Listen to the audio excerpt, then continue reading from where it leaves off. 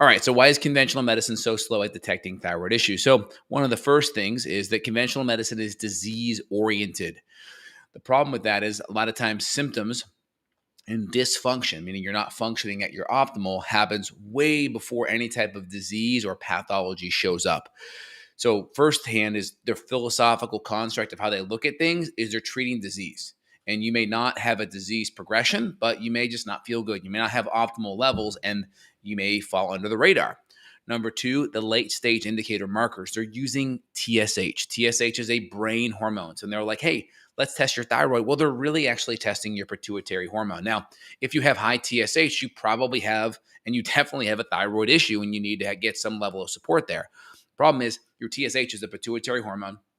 It goes up when typically T4 and T3 starts to drop. So it's like you raising your voice because your kid's not listening, right? If your kid's listening is here, then your TSH or your volume of your voice goes up.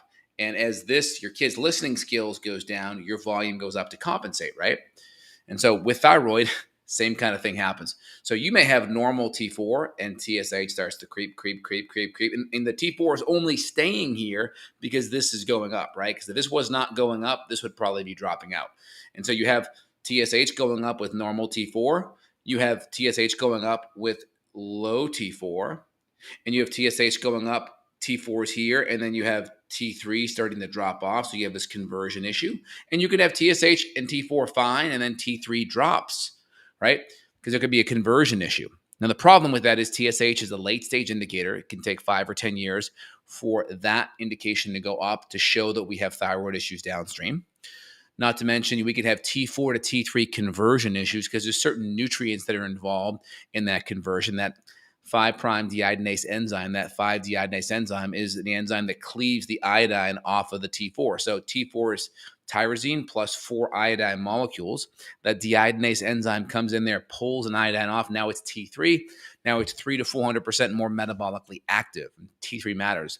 A lot of people have low T3, even with normal T4.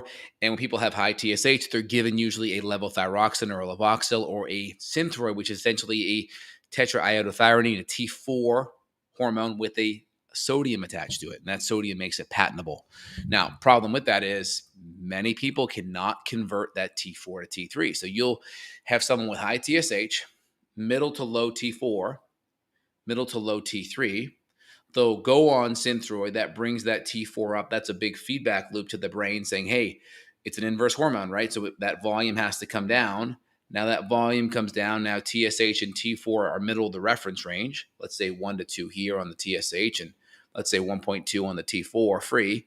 But then now T4 to T3, this conversion drops. We don't have an optimal conversion because sometimes it's hard to make that conversion with T4 to T3.